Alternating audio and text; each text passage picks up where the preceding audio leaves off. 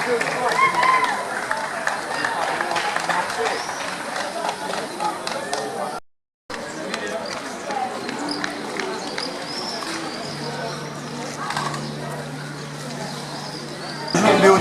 tu es le compilateur de cet ouvrage de la Peuplarchie, manifeste pour une citoyenneté effective.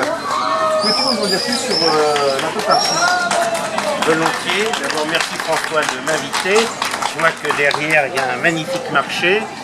Ça réjouit le cœur parce que voilà une action locale qui est digne d'être connue, qui mérite d'être connue. Et je me réjouis de savoir qu'en France, maintenant, il y a des milliers d'actions de ce type-là. Voilà. Alors la Peuplarchie, c'est la démocratie directe. C'est un nom qui a été choisi par des militants au moment des grandes manifestations Gilets jaunes. On a fait courir un petit test, on avait une dizaine de noms possibles. C'est ce nom qui a été choisi par la majorité des militants qui étaient autour de nous. Peuplarchie, il y a peuple, et arché, il y a commandement. Autrement dit, le peuple aux commandes. Voilà. Alors je suis le coordinateur de cet ouvrage, le premier ouvrage qui s'appelle Manifeste pour une citoyenneté effective. Le deuxième ouvrage va sortir, il s'appelle Refaire société. Et le troisième ouvrage est en cours et ça traite des problèmes de gouvernance dans le cadre d'une démocratie directe. Voilà. Alors 1, 2, 3, ça fait une suite de 3 petits ouvrages que j'invite évidemment le maximum de militants qui ont rejoint nos causes, bien entendu, à s'informer là-dessus sur ce que ça fait. Démocratie directe, comment localement organiser la démocratie directe? C'est une bonne question, il faut d'abord l'organiser localement. Parce que dans cette affaire-là, j'ai un peu de bouteille, comme on peut se rendre compte, et moi je suis un militant des années 1960-70. Alors j'ai quand même vécu un certain nombre de choses. À l'époque, il y avait un grand monsieur qui s'appelait René Dumont, qui était un type simple et qui se baladait chaque fois avec un verre d'eau, une bouteille de minéral. Donc déjà à l'époque, on commençait à mener la lutte pour l'eau, qui n'était plus du tout un bien gratuit, mais qui commençait à devenir un bien payant. C'était la question à 100 balles qu'on posait à des étudiants en sciences sociales ou en économie. On leur disait, est-ce que vous connaissez des biens gratuits, des biens abondants et gratuits? Alors la colle, c'était des biens abondants et gratuits à l'époque, c'était l'air et l'eau. D'accord, abondant et gratuit. Comme je vois ce qui s'est passé en 50-60 ans, aujourd'hui l'eau c'est devenu un bien extrêmement coûteux, qui va être de plus en plus coûteux. Et quant à l'air, eh bien, il est extrêmement coûteux également, sauf qu'on ne voit pas du tout l'addition. On a d'énormes opérations en cours de régénération, de dépollution, etc. Donc il n'y a plus aujourd'hui sur toute la planète, il n'y a plus de biens qui sont gratuits, n'est-ce pas? Et d'autre part, l'abondance également en plein la tronche, puisque de plus en plus tout devient rare. Et que les gens qui aiment faire du profit sont ravis, parce que plus il y a de rareté, évidemment, plus on engrange de profit. Voilà. Le profit est à l'origine de la rareté. Voilà. C'est la raison pour laquelle il y a une véritable économie aujourd'hui mondiale, qui est une économie de l'extinction. Ça paraît énorme, hein? Alors tout le monde dit la biodiversité fout le camp, etc. Mais la biodiversité, elle a de la valeur quand elle est enfermée dans des zoos, quand elle est enfermée dans des parcs. Alors là, tout ce qui est lion, éléphant, arbres exceptionnels, tout ça, ça paye. Il faut payer. Donc il y a une véritable économie de l'extinction qui est venue au niveau mondial, il faut le savoir. Robert, alors comment organise-t-on de la démocratie localement? La démocratie locale, c'est d'abord l'action. Et c'est l'action locale. Alors, ta question est doublement intéressante et elle me touche, je vais dire pourquoi. Parce qu'elle touche quelque chose qui est tout à fait central. Il y a 50 ans, René Dumont, qui était la figure emblématique du mouvement écolo, c'était des écolos, c'était pas des verts. Alors je vais revenir là-dessus. C'était véritablement des écolos à l'époque, avaient mis l'accent sur ce qui est devenu un slogan mondial, penser globalement, agir localement. Et il s'est passé une chose extrêmement grave, c'est que l'agir local a été très lent à démarrer, mais il y a eu, par un problème rhétorique et dialectique, le fait que le penser global est devenu l'agir global. Et l'agir global, c'est quoi aujourd'hui? C'est d'engager des millions de personnes, notamment des jeunes, par masse entière, sur des actions mondiales qui n'aboutissent pas et qui se terminent en cul-de-sac. J'en prends témoin la dernière grande action qui a réuni des millions de signatures, qui a été celle pour le climat. Pourquoi? Parce que agir mondialement, ça tombe aux mains des grands groupes financiers internationaux. Qui finance l'agir global? C'est Rockefeller, majoritaire, c'est Soros, c'est Billy Gates qui s'en mêle, etc. Et les gens sont manipulés. Le résultat, regardez bien, c'est millions de signatures. La raison de signons, la raison de s'intégrer pour le climat, ça tombe à l'eau. Parce qu'en réalité, nous, militants de base, c'est à la base qu'il faut récupérer ça. C'est dans l'agir local qu'on gagnera. Parce que c'est là où on gêne tous les grands groupes. C'est là où on les embête. C'est là où on vend nos légumes qui ne sont pas avec des semences OGM. C'est là où on récupère notre agir. C'est là où on fait l'action et c'est là où on déglingue le système. Donc dans la Peuple-Archi, il est question de monnaie. Le dollar est la monnaie de compte internationale. C'est une monnaie privée. Comment s'organiser pour gérer nous-mêmes notre monnaie? Peux-tu nous en dire plus? Bon, alors, il y a deux questions, il y en a même une multitude de questions dans ta question, François. Et c'est de bonnes questions. C'est de bonnes questions. Alors, premièrement, il y a ce que les gens ne savent pas, il faut le dire. Le dollar, c'est souvent conçu comme la monnaie des Américains, la monnaie des États-Unis, et c'est une monnaie dominante qui est la monnaie de compte internationale. Tout se fait en dollars. C'est la raison pour laquelle aujourd'hui l'oligarchie, c'est-à-dire les groupes les plus puissants, peuvent imposer des sanctions à des États qui ne leur plaisent pas. À l'Iran par exemple, et interdire de commercer avec l'Iran. Ça. C'était avant avec la Chine, c'était il n'y a pas si longtemps avec la Corée du Nord, etc. C'était avec Cuba. Non. Ce qu'il faut savoir, c'est que le dollar n'est pas la monnaie de l'État américain. Le dollar est une monnaie privée, qui est gérée par ce qu'on appelle la réserve fédérale appelée américaine. C'est privé. Alors, dans la réserve fédérale, vous avez tous les grands banquiers internationaux. Et c'est dominé par le groupe le plus puissant du monde, qui est le groupe Rothschild. Avec immédiatement le bras du groupe Rothschild, qui est le groupe Rockefeller. Ce sont des multinationales hyper puissantes aujourd'hui et qui font le monde. Non. Alors sachez-le, cette monnaie est une monnaie privée aux mains de l'oligarchie. Et les relais de l'oligarchie, ce sont toutes les organisations internationales. Dedans, vous avez l'OMS, vous avez l'OMC, vous avez la BRI, tout ça, et ce sont des organisations qui sont à la solde de l'oligarchie. Je vous en donne pour témoin, le groupe Rockefeller est le plus gros financier, avec Billy Gates aujourd'hui, de l'Organisation mondiale de la santé. Non, ça on ne sait pas. L'Organisation mondiale de la santé est financée par le groupe Rockefeller et le groupe Billy Gates. Soros et Livia, puis tous les autres, toute une carrière de gars. Ça finance toute la recherche scientifique mondiale. C'est non seulement à la tête de Big Pharma, du groupe mondial qui nous empoisonne, qui aujourd'hui a mis la haute main sur la vaccination, sur des vaccins non testés. Bon, il faut quand même bien voir la puissance de ces gens-là. Et là-dedans, vous allez me dire, et l'Amérique? Eh bien, l'Amérique, c'est le bras armé de ce système-là. Ça n'est pas autre chose. Et quand vous regardez ce qu'est l'Amérique, c'est l'État profond. Et l'État profond, c'est la CIA, c'est le Pentagone, c'est des tas d'organisations qui ont leur propre modèle de financement. Le Pentagone, c'est le groupe militaro-industriel des États-Unis. Il faut bien comprendre, c'est quasiment des organisations indépendantes dans le cadre de l'État américain. Il faut bien comprendre ce qui se passe. Donc voilà pour la monnaie. Bien. Deuxièmement, je te rappelle, pour répondre toujours à cette question de la monnaie, aujourd'hui, dans le cadre de l'Union européenne, les États membres de l'Union européenne ont perdu leur souveraineté monétaire. Okay, exactement, sont en train de la perdre, c'est un peu plus compliqué que ça. Parce que tous ceux qui ont un compte bancaire, regardez que tous les mois, quand ils reçoivent les relevés de leur compte bancaire, c'est évidemment, c'est porté en euros, mais à côté, c'est converti en francs, c'est converti en livres sterling, c'est converti en marques, etc. Ça veut dire que la monnaie, les monnaies nationales sont toujours transmissibles immédiatement, si on le souhaite, en euros et vice-versa. L'euro peut être élu immédiatement monnaie locale le jour où on décidera à sortir de cette Union européenne pour récupérer notre souveraineté monétaire. Un pays qui n'a plus de souveraineté monétaire a perdu sa liberté. C'est aussi simple que ça. C'est la monnaie alors? Bien, les monnaies locales sont des initiatives extrêmement intéressantes. Ça existe partout, hein, les monnaies locales. Bien. Alors ça, c'est une monnaie libre que les citoyens instaurent. Bon, c'est génial, il faut le faire, il faut les poursuivre. C'est une monnaie qui peut considérablement aider à des activités micro-locales. Et en plus c'est un modèle qui résulte de la confiance. La monnaie c'est une affaire de confiance entre les gens. J'ai confiance dans cette monnaie, non seulement que j'ai confiance dans la monnaie, mais j'ai confiance en soi.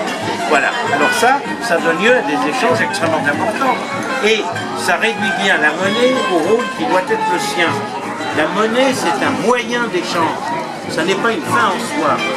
Aujourd'hui, au niveau international, ce qu'ont fait les banquiers, c'est que l'argent est devenu une fin en soi. L'argent ne sert pas à acheter des biens, ou du moins très accessoirement. L'argent, c'est fait pour faire de l'argent. Et je vais citer, en dernier point, un chiffre que les gens ne connaissent pas, l'économie réelle. C'est-à-dire l'économie de l'ensemble des biens et des services que fournissent les gens dans le monde entier. Qu'est-ce que ça représente en pourcentage par rapport à l'économie financière? Eh bien mon vieux, c'est sidérant. Allez consulter les postes du FMI, allez consulter les postes de la BRI, de la Banque mondiale, etc. L'économie réelle, vous m'entendez bien, des biens et services dans le monde entier, ça représente moins de 2%, autrement dit, ce qui est donné aux 7 milliards et demi d'hommes qui aujourd'hui travaillent dans le monde, fournissent des biens et des services, ça représente moins de 2% de l'économie financière mondiale. Point. Vous avez les rapports de force, vous avez les rapports de puissance. Simplement avec ces chiffres, les gens ne savent pas. Pour toutes ces réponses, avec Michel Louge, ma partenaire, nous sommes candidats dans le canton de la Vallée de la Nuit pour représenter les valeurs de démocratie directe et prendre en charge nous-mêmes la gestion de l'eau parce que le massif des Corbières alimenté par la Vallée de la Nuit, dans son ensemble, le bassin versant de la Nuit, est une des plus phénoménales réserves d'eau renouvelable que l'on aurait sous nos pieds. Et nous pensons que c'est un bien commun. Quelle est pour toi l'eau en tant que bien de l'humanité? Bien, eh bien, tu viens d'apporter l'élément de réponse centrale. C'est un bien commun. Un bien commun, ça veut dire un bien qui appartient à tous. Or, tu remarqueras qu'aujourd'hui, dans le monde entier, on privatise à toute vitesse ce bien commun. Comme on privatise le reste, comme on privatise tout ce qui est bien commun. Disparaît le bien commun, ça rejoint la question que tu m'as faite, la première question que tu m'as faite, où je t'ai dit que on était dans une économie qui travaillait pour l'extinction des ressources, dans la mesure où c'est une économie qui fonde sa folie de l'argent pour de l'argent sur la rareté. Non. Alors l'eau, dans quelques temps, au rythme où ça va, on va en manquer. Donc plus que jamais, bien entendu, il faut évaluer les réserves. Et surtout, le problème, c'est comme pour le reste, ça va être un problème de répartition, c'est-à-dire en définitive un problème politique et un problème de justice sociale. D'accord? Voilà. Bon, il faut savoir que c'est un bien extrêmement rare, malgré les millions de tonnes, les millions de mètres cubes qu'on trouve, etc. C'est l'eau de pluie, ça représente moins de 3%, et les réserves d'eau douce, ça représente moins de 3% des réserves mondiales, des réserves d'eau globales, océan, mer, tout ça compris. Okay. Comment dit l'eau douce, moins de 3%. Bon. Ici, nous vivons dans un pays magnifique, la montagne est derrière, ok. Eh bien, un hydrogéologue me disait récemment que pour aller rejoindre la mer, simplement, qui est là, qui est à vol d'oiseau à une vingtaine de kilomètres maximum, il lui fallait 12 à 13 000 ans. Autrement dit, la flotte qui ne tombera pas aujourd'hui, on est un peu en période estivale, et la prochaine eau qui va tomber, elle va mettre 12 à 13 000 ans pour rejoindre éventuellement la mer de l'autre côté. Tu remarqueras également que on est dans une région méditerranéenne, il y a 3 fleuves côtiers, la Tête, le Thé et la Glie, n'est-ce pas, qui tous théoriquement une embouchure sur la mer. Je t'invite à aller voir ce qui se passe aux estuaires en ce moment de ces rivières. Les rivières n'atteignent pratiquement pas la mer qui se trouve à 20 km d'ici, elles ne l'atteignent pas. Bon, alors je te dis la dimension du problème. Hein? Bon, alors plus que jamais, c'est un bien commun. Ça veut dire que là-dessus, il doit y avoir une politique stricte de l'eau. Ça doit intégralement échapper à tout ce qui est privé. Ensuite, une fois qu'on a tranché ça, le problème c'est l'attribution de la ressource. L'attribution de la ressource. Est-ce que la ressource, ça doit servir d'abord au nettoyage de la voiture de monsieur, à la piscine de madame, etc. À quoi ça doit servir? Problème, question. Bon. Donc à ce moment-là, ceux qui consomment beaucoup, comme l'électricité, sont invités à les payer, faire des prix là-dedans qui ne sont pas dégressifs, ils doivent être progressifs, les prix. Bon. Et puis avoir une politique claire et nette dans ce domaine. Ok? Bon. En ce qui concerne les réserves, ben, le problème, c'est de toutes les réserves. Si on veut que ça dure, alors, tout à l'heure, on discutera peut-être du problème de la durabilité, du durable. Parce que là encore, il y a un loup derrière ça. Non. Et si on veut que ça dure, tout simplement, il faut que la ressource en eau, c'est une ressource théoriquement renouvelable. Bon, ben, il ne faut pas aller plus loin que cette ressource-là. Autrement, on va épuiser les nappes, on va épuiser le truc, et après, pour recharger des nappes, ça va non pas demander la prochaine pluie, ça va demander des centaines d'années recharger une nappe. Bon. Et d'autre part, ce problème est mondial. On est en train d'épuiser dans toute une série de pays. Je pense à des pays comme l'Irak, je pense à des pays comme la Jordanie, Israël, bon, mais je pense de l'autre côté à des pays comme l'Éthiopie, etc. On est en train, tout ce qui se passe au Sahara est un drame absolu. On est en train littéralement d'épuiser des nappes qui ont une très très faible capacité de renouvellement. Donc en plus, il y a non seulement une gestion locale, il y a non seulement une gestion nationale, mais il y a une gestion internationale. C'est le problème de la vie, tout simplement. Accepterais-tu de faire partie à une structure citoyenne de protection et de gestion de l'eau? C'est-à-dire localement, nous portons François Morand, moi-même et Michel Louge dans la vallée de la Glie pour préserver l'eau du Castres, qui elle est très sensible aux pollutions, il n'y a pas de filtration. Que penses-tu de structures collectives, en ferais-tu partie? Bon écoute, c'est bien volontiers, mais dans ta question, tout citoyen devrait faire partie de ces structures-là. Bon, non seulement pour l'eau, mais pour absolument tous les problèmes fondamentaux qui sont non seulement les problèmes de la société, mais qui sont aussi également ses problèmes. Bon, ça c'est un problème de citoyenneté, ok? Bon, là-dessus, qu'on soit clair et net, nous on est contre toute espèce d'institution, de notable, etc. Bon, c'est retour aux citoyens. Bon, c'est donc aux citoyens à prendre son sort en main, d'accord? Bien. Tant que le système vivra dans des systèmes politiques figés, qui sont faits au profit d'une minorité, les gens n'ont aucune raison de s'engager. Il va y avoir des élections départementales et des élections régionales. Paraît-il que plus de 60% des citoyens vont s'abstenir d'aller voter. Ça veut dire quoi? Ça veut dire aux primes, aux gens qui sont là, le cul sur une chaise, avec bien payé à une heure d'activité, qui vont encore repasser alors qu'ils sont absolument minoritaires, leurs projets sont ultra minoritaires et non soutenus par l'ensemble de la société. Donc il y a un véritable problème de citoyenneté. Ok? Bon, alors ça, il faut le régler ce problème. Eh bien, on ne le réglera qu'en mettant les gens en face de leurs responsabilités. C'est-à-dire en foutant ce régime, n'est-ce pas, présidentiel, ce régime parlementaire, ce régime républicain en l'air. Parce que les vraies valeurs, on vit avec les valeurs républicaines. Mais les vraies valeurs, ce n'est pas des valeurs républicaines, ce sont des valeurs humaines, ce sont des valeurs de dignité, ce sont des valeurs de reconnaissance, ce sont des valeurs de justice, ce sont des valeurs de solidarité. Bon, l'égalité, ben oui c'est important, mais l'égalité c'est quoi? C'est une valeur de principe, c'est une inégalité dans les faits. Ici, on est une vingtaine autour de nous ici. Eh bien c'est simple, on est 20 personnes totalement inégalitaires au point de vue de la culture, au point de vue de l'argent, au point de vue de tout ce que vous voulez. Qu'on arrête de nous embarrasser avec ces problèmes d'égalité de principe. Ça c'est une égalité bourgeoise. C'est toujours les mêmes qui profitent de ce genre de choses.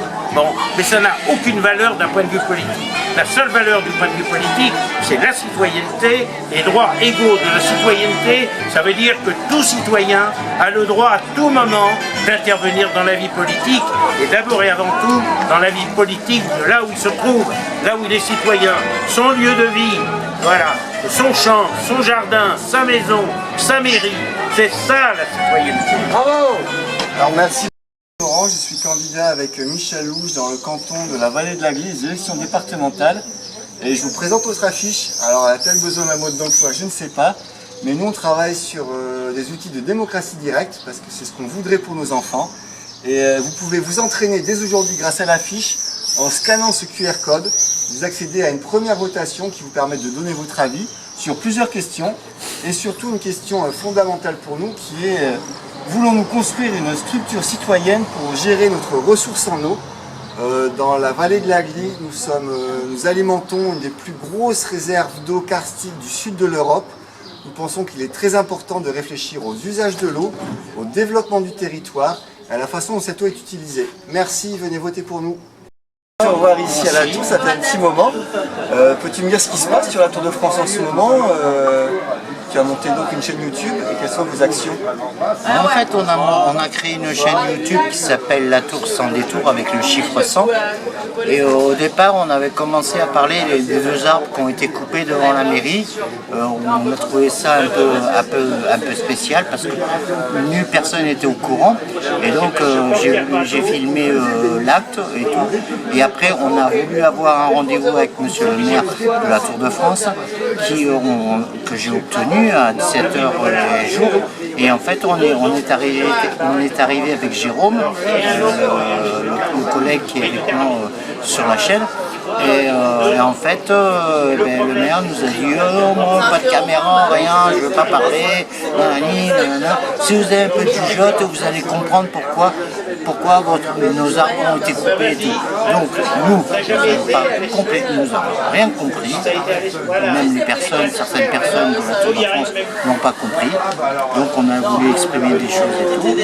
Après, cette chaîne, mis à part les deux arbres, cette chaîne en fait elle veut exprimer ce qui se passe à la Tour de France, c'est-à-dire en loisirs, l'animation, sportivement aussi et associativement aussi et plein de choses qui se passent à la Tour de France parce qu'il y a beaucoup de gens, je me suis aperçu qu'en fait il y a beaucoup de gens qui ne connaissent pas la Tour de France et confondent la Tour de France avec la Tour de Carol ou la Tour Balzen. Voilà, donc notre association fait notre chaîne YouTube, La Tour sans détour. En fait, c'est simplement aussi comprendre, de dire en fait où se trouve la Tour de France et qu'est-ce qu'on y fait. Voilà. Merci Thierry. Donc des questions et puis des réponses relativement agressives en fait du maire, sans pédagogie et pas vraiment de réponse. C'est ça, c'est ça. Un maire qui n'avait pas de fermé, en fait un maire qui est complètement fermé, hermétique à notre ouverture quoi, en fait. Hein. On a voulu savoir pour pouvoir exprimer ce que les gens nous ont dit. En fait, et puis nous aussi comprendre pour quelles raisons. Et en fait, c'était complètement hermétique. On s'est fait renflouer à la mairie de la Tour de France. Ça ressort pas tellement, hein, le carton là-dessus. Non. De l'ombre au secrétaire de mairie. Et ça leur allait pas. Et l'autre argument, c'était que la mère d'une des élus avait du mal à marcher parce qu'il y avait des bosses. Donc ils ont aussi gratté les racines, c'est ça? Non, même pas. Non, ils ont coupé, c'est tout.